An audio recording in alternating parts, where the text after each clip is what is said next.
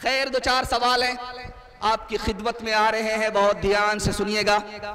खाना काबा कहाँ है, नबी का रोज़ा कहाँ है, दोनों के दरमियान में फासला क्यों है? ये मेरा पहला सवाल है। दूसरा सवाल है कि बयाबान में, रेगिस्तान में लाखों करोड़ों कबूतर कहां से आए? मक्के में लाखों करोड़ों कबूतर कहां से आए? अल्लामा ज़रकानी के हवाले से ये दूसरा सवाल है। अल्लाह के रसूल को कुरान ने चराग कहा है, चांद नहीं कहा है, इसकी क्या वजह है? ये मेरा तीसरा सवाल है। नबी के इशारे से चांद के दो टुकड़े हुए, वो दो टुकड़े अलग ही हैं या अल्लाह ने मिला दिए? ये मेरा चौथा सवाल है। अल्लाह ने मेराज में नबी को बुलाया दो वजह से, वो पहली और दूसरी वजह क्या है? ये मेरा पांचवा सवाल है। और आखिरी सवाल है, जिस साल नबी पैदा हुए उस साल 64 लाख मुरब्बा मील जमीन पर किसी माँ ने बेटी को जन्म नहीं दिया, सबने बेटे को जन्म दिया। इसकी क्या वजह है? ये आखिरी सवाल है। सो करके सुनेंगे, हाथ उठा दीजिए इंशाअल्लाह। खैर, अगर आपने ये गलती की तो हम जनाजा पढ़ा ही देंगे। ध्यान से सुनिएगा, तेजी के साथ निकल जाएगा।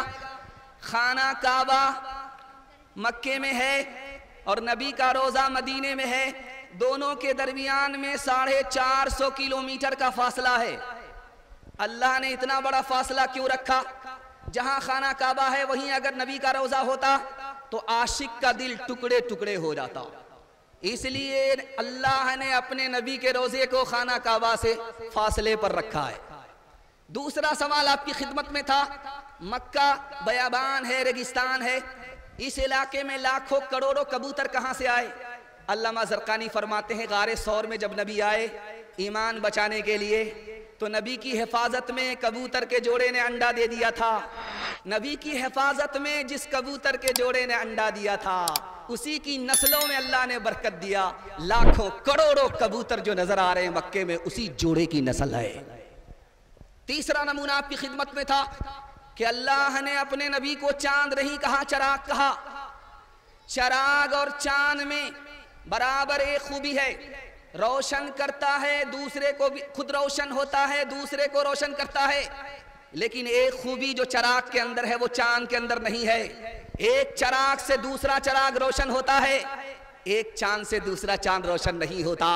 इसलिए अल्लाह ने अपने नबी को चराग कहा है, चांद नहीं कहा। नबी ने इशारा किया, चांद के दो टुकड़े हो गए। वो दो टुकड़े आज तक अल्लाह ने अलग रखे हैं, मिलाया नहीं, ताकि अपने नबी का मौजज़ा क़यामत तक बाकी रहे, खत्म ना हो जाए।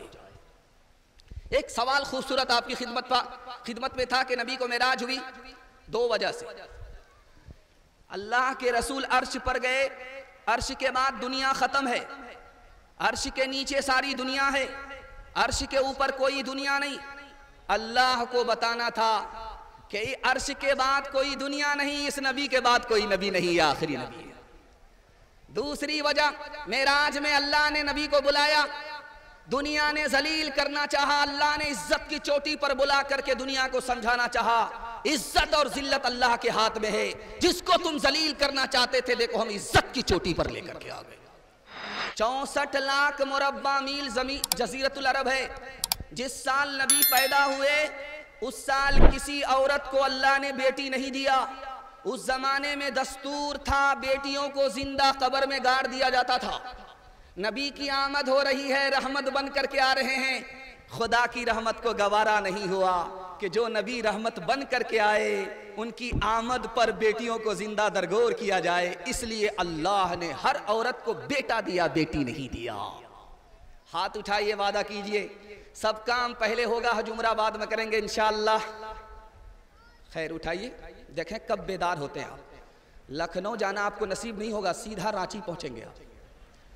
क्या जाने कोई रिफ़अतो अज़मत रसूल की, अल्लाह खुद ही करता है मिदहत रसूल की। बातिल हर एक दौर में होगा जलील, खार, बातिल हर एक दौर में होगा ज़लीलो खार। कायम सदा रहेगी शरीयत रसूल की, कायम सदा रहेगी शरीयत रसूल की। दिल से आपको दुआ दे रहा हूं, इतना बड़ा मजमा है, कहीं गैदरिंग नहीं है, ऐसा सन्नाटा है कि महसूस ही नहीं होता कि यहां लोग बैठे हैं, सांस ले रहे हैं। ये जलसे की कामयाबी की जमानत है। दिल से दुआ करता हूं अल्लाह हमारे सुनाने को, आपके सुनने को बेहद कबूल फरमाए। नबी को उम्मत से कितनी मोहब्बत थी, ये पैगाम 3 मिनट में आ रहा है। अल्लाह के रसूल ने पूरी जिंदगी आजान नहीं दी है, आजान दिलवाई है, आजान नहीं दी है। इसकी वजह यह लिखी है कि नबी अगर आजान देते थे, कहते हय्या अलस सलाह, आओ नमाज की तरफ। अगर लोग नहीं आते तो डायरेक्ट गुनहगार हो जाते।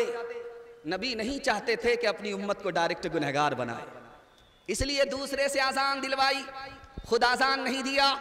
सहाबी सो रहे थे मस्जिद में, हजरत अली से कहा कि तुम जगा दो, आपने नहीं जगाया। हजरत अली ने पूछा, या रसूल अल्लाह, आप तो पहले पहुंचे थे और नेकी में आप सबकत करते हैं, आपने खुद नहीं जगाया, मुझसे कहा जगा दो। तो अल्लाह के रसूल ने कहा, जब सोता हुआ आदमी जागता है तो बड़बड़ाता है। अगर मैं अपने सहाबी को जगाता, वो बड़बड़ाता, नबी की शान में गुस्ताखी होती। मैं अपने सहाबी को गुस्ताखी से बचाना चाहता था। अबू दाऊद में लिखा है कि 2 सहाबी गुजर रहे हैं, अल्लाह के रसूल ने बुला करके कहा कि देखो, मैंने तुम्हें इसलिए बुलाया है कि ये मेरी बीवी है, मैं इसका शौहर हूं, जिस काम के लिए जा रहे थे चले जाओ। सहाबा ने मुंह पर हाथ रख करके कहा, या रसूल अल्लाह, आपके ऊपर भी हमारा गुमान गलत हो सकता है, क्या तुम इंसान थे, आगे चलते शैतान तुम्हारे दिल में ये बात डालता, तन्हाई में नबी किससे बात कर रहे थे, तुम शक करते, तुम्हारा ईमान खतरे में पड़ जाता। एक नुक्ते की बात सुनिए, अल्लाह आपके इल्म में इजाफा फरमाए, मेरे मुताला को ताजा फरमाए। नबी ने बकरी चराई है, ऊंट नहीं चराया। बैठ नहीं रहा।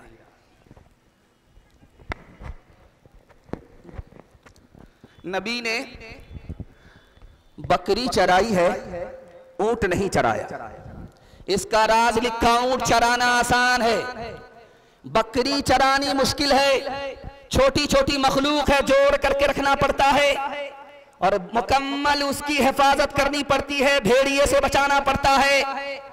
नबी को उम्मत हवाले की जाने वाली है, पहले बकरी चरवाई, उसके बाद नबी बनाया। उम्मत को शैतान भेड़िए से बचाना था, इसलिए पहले बकरी चरवाई, उसके बाद नबी बनाया। सिर्फ 10 साल में हमारे नबी ने 9 लाख मुरब्बा मील जमीन पर हर कच्चे पक्के मकान में इस्लाम को दाखिल कर दिया। जानते हैं क्यों? सिर्फ 3 काम किया। पहला काम किया, माफ किया, बदला नहीं लिया। दूसरा काम किया, मोहब्बत दी, नफरत नहीं की। तीसरा काम किया, मदद के लिए हाथ बढ़ाया, मदद के लिए हाथ नहीं खींचा। 3 काम किए, 10 साल के अंदर हर कच्चे पक्के मकान में इस्लाम को दाखिल कर दिया। एक मिसाल पर पैगाम खत्म कर रहा हूं, ध्यान से इसको सुनिएगा, तेजी के साथ निकल जाएगा। एक जवान आया नबी की मजलिस में, कहा या रसूल अल्लाह, मैं इस्लाम कबूल करना चाहता हूं। कहा सुबहान अल्लाह, इस्लाम कबूल कर लो। तो उसने कहा हुजूर, मेरी एक शर्त है, मैं जिना करता हूं, रात में भी जिना करता हूं, दिन में भी जिना करता हूं, जिना करना मेरी आदत है। अगर जिना की इजाजत मिलेगी तब इस्लाम कबूल करूंगा। अल्लाह के रसूल हकीम थे, हिकमत से बात किया, दिमाग लगा करके बात किया। ओ जवान, तुम कलमा पढ़कर मुसलमान हो जाओ, मैं तुमको जिना की इजाजत देता हूं। सहाबा हैरत में पड़ गए कि ये क्या हो रहा है। जब वो जवान कलमा पढ़कर मुसलमान हो गया कि एक पंथ 2 काज, एक वक्त में 2 काम करूंगा, तो अल्लाह के रसूल ने फरमाया, ओ जवान, मेरी भी शर्त सुन लो, 4 औरत को छोड़ करके जिससे चाहो मुंह काला करो। वो किसी की बेटी ना हो, वो किसी की बीवी ना हो, वो किसी की बहन ना हो, वो किसी की मां ना हो। या रसूल अल्लाह, इजाजत दे रहे हो या जाल में फंसा रहे हो? का गौर करो, तुम्हारी माँ के साथ कोई जिना करे उसको दुनिया में नहीं रहने दोगे। तुम्हारी बेटी के साथ कोई मुंह काला करे उसको फांसी पर चढ़ा दोगे। तुम्हारी बीवी और बहन के साथ कोई मुंह काला करे उसकी हस्ती को फना कर दोगे। लेकिन याद रखो, तुम जिस औरत के साथ मुंह काला कर रहे हो वो भी किसी की माँ है, वो भी किसी की बेटी है, वो भी किसी की बहन है, वो भी किसी की बीवी है।